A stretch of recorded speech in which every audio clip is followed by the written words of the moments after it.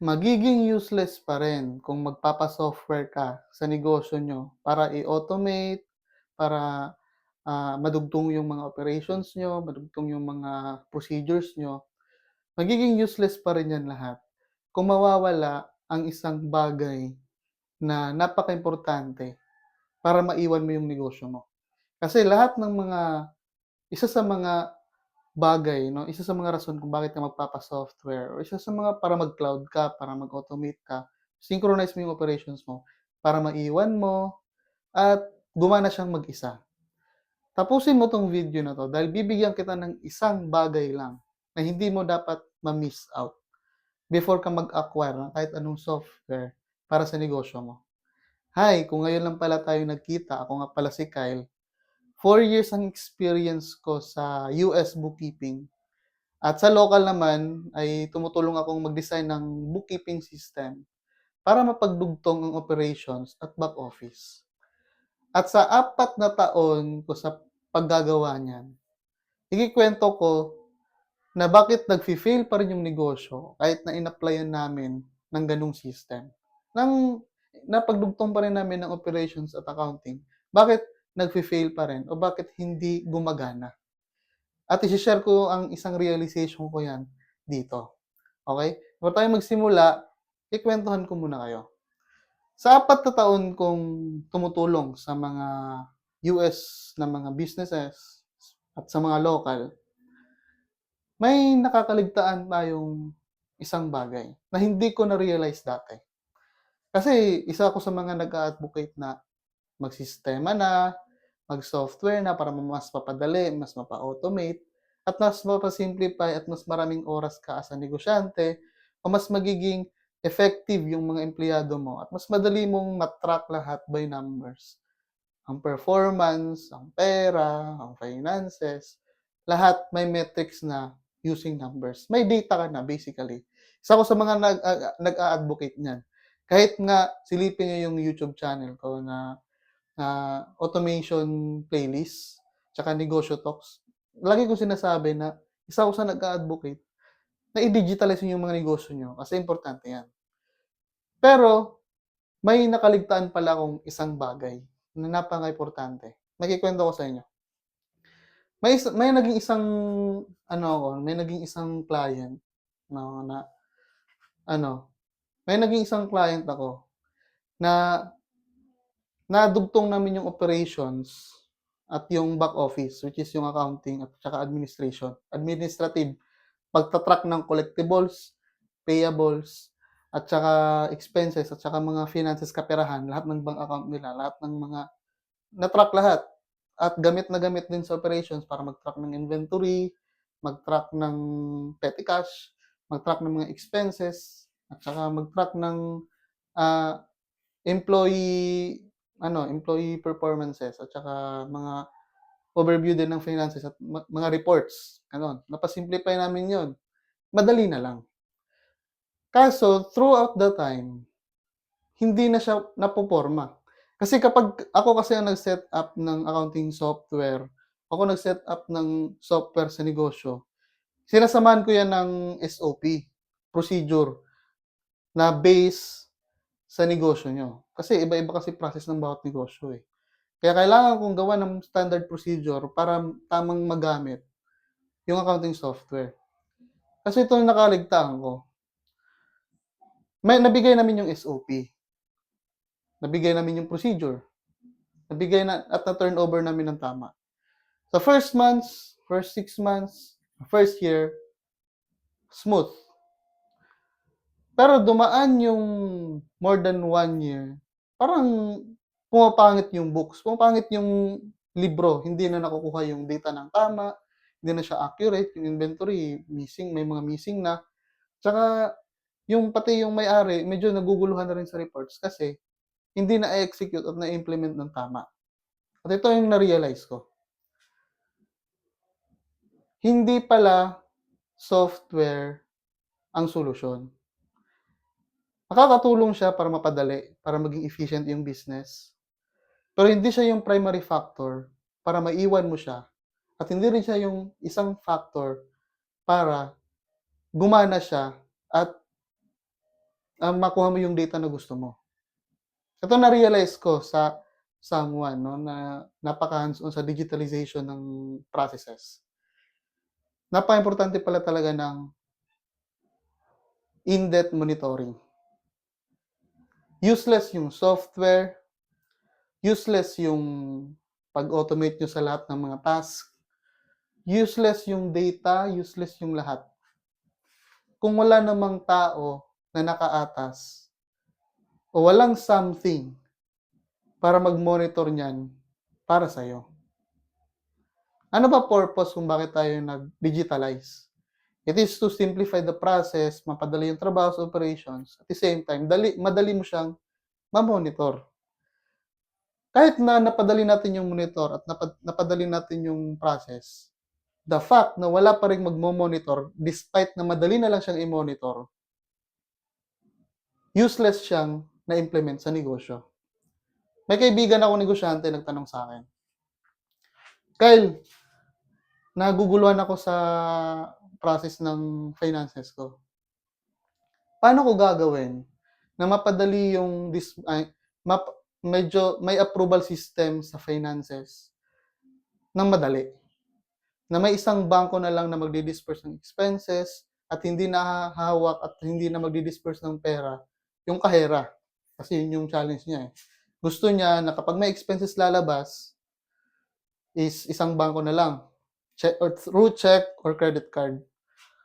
At kung may papasok man na pera sa cash, sa GCash o sa ibang wallet, dapat naka-deposit siya every 2 days para may backtrack at saka may paper trail. Paano ko gagawin yun kasi hindi niya maiwan-iwan at walang bakas ng mga naging income niya for the past 2 days kasi kapag nasa kahera na, ginagastos niya agad, ginagastos agad ng operation kasi yun naman yung pambayad. Ayun yun, kasi hindi pumasok sa bangko at walang validation, walang paper trail na lumabas yung actual na pera o pumasok man lang. Kasi pumasok yung pera, ginastos naman for expense. Nalilista pero nahihirapan mag-match ang discrepancy kapag in the long run na. Paano ko ma-monitor yung cash cow? May software ba na gamitin 'yan? May software ba mas mapadali yung flow na 'yan? O anong pinaka-best or efficient way para maiwan ko siya at the same time, dumadaan sa'kin yung approval when it comes sa kaperahan. Sabi ko sa kanya, eto, siya yung pinakaunang na-advise'an ko na hindi mag-software muna. Siya yung unang taong na-advise'an ko na hindi mo kailangan ng software, hindi mo kailangan ng automation, hindi mo kailangan ng mahirap na flow diyan. Simple lang ang i-a-advice ko sa'yo. Kasi yung time na yun nag-ano siya, yung time na yun na nagtanong siya, yun na din yung time na bukas na ang kadiwaan ko sa paper trail. Kasi nanonood na ako ngayon ng mga documentation when it comes sa law at saka sa sa business transactions, no? Yung regulation of business transactions. Tsaka nanonood na ako about sa US law, tsaka minsan ngayon sa constitution, naka-hands-on na ako niyan. At nabuksan yung mata ko, nung nagtanong siya, bukas na yung mata ko tungkol sa paper trail. Sabi ko sa kanya, "Eto, hindi mo kailangan ng software. Kailangan mo lang ng proper paper trail. Kahit papel lang 'yan, kahit sulat lang 'yan. Basta may taga-monitor. Yun lang ang kailangan mo. Hindi mo kailangan ng additional tao, hindi mo kailangan ng additional software, hindi mo kailangang bumili ng something. Ayusin mo lang yung paper trail at ayusin mo lang yung flow ng negosyo mo. Yun lang, sapat na." Binigyan ko siya ng specific na step by step. Sabi ko sa kanya, kung hindi mo gustong mag-disburse ng pera, yung operations, lahat ng purchases o lahat ng mga babayaran niyo, i-credit card niyo na or i-terms niyo. PO or i-credit card niyo na in advance. Kapag may dumating na parcel, dapat bayad na yan through credit card, company credit card. Kung may mga purchases man na naka-terms, dapat naka-cheque na yan at dadaan sa'yo. At dapat lahat may deposit slip per 2 days or every end of the day. na naka-match yung amount sa total sales na pumasok. At kapag hindi nag-match yun, ke-questionin mo yung kahera, ke-questionin mo yung lahat ng bagay. At sobrang daling gawin nun kapag may taga-monitor nun. At yung taga-monitor pa, pinagkakatiwalaan niya kasi sinabi ko sa kanya, sino ba yung pwede mong pagkatiwalaan na gagawin yung monitoring na yan, na kahit simpleng process lang yan, kailangan merong magbabantay. Sabi niya, "Oh, alam ko na, yung misis ko." Problem solved. Hindi kailangan ng software, hindi kailangan ng kahit anong extracurricular niyan. Kailangan mo lang ng paper trail, ebidensya. Yun yung pinakaimportante. Kasi yung software nai-edit yan, di ba? Nai-edit yan, namo-modify yan. Pero yung papel, kapag nasa iyo na yan, paano mo yan i-modify? Especially kapag naka-seal na yan, tapos permado na, okay, natanggap ko na tong papel na to. Permado, tapos ikaw pa yung magki-keep, tapos hindi ma-access ng iba. Imposibleng ma-modify yan. Sabi ko sa kanya, i-embrace nyo muna yung paper trail, kasi hindi naman ganun kadami yung transaction. Tapos lahat ng mga darating na paper trail, kayo na bahala mag-encode dun sa Excel ba o sa any software na kailangan nyo. Para ma-monitor nyo lang yung receivables at payables nyo. Yun ang advice ko sa kanya. At gumana naman. At yun yung una ding advice ko na hindi mo na mag-software na gumana din. Kasi yun talaga yung pinaka-essence ng systems at procedures. Na may audit trail at may audit point, no, may trigger point per process. Kapag may benta, anong papel na makikita, kapag tapos na yung delivery, anong papel na napakita, kapag natanggap na ng customer, anong kita, kung na-collection na, anong papel ang napakita, anong copy natin. Yun ang nakakaligtaan natin. Kaya ngayon naintindihan ko na. Kasi sa buong law, no, sa buong kabuuan ng ebidensya, affidavit, statements, admissible lang yan sa korte kapag papel. Mahirap maglatag ng ebidensya ng naka-video, naka-voice recording, voice call. Ang daming ebidensya sa internet pero hindi ma-admit sa korte because paper trail ang pinakamatibay na ebidensya sa lahat. Yung may stamp, yung may pirma. At nagme-make sense din naman kasi bakit gumana yung mga negosyo dati na wala namang systems? May systems pero wala naman silang software. Embrace natin ang digitalization sa paligid natin. Embrace AI. Softwares, embrace natin yan. Pero wag tayong lumaktaw, no? Wag tayong mag-bypass sa fundamentals.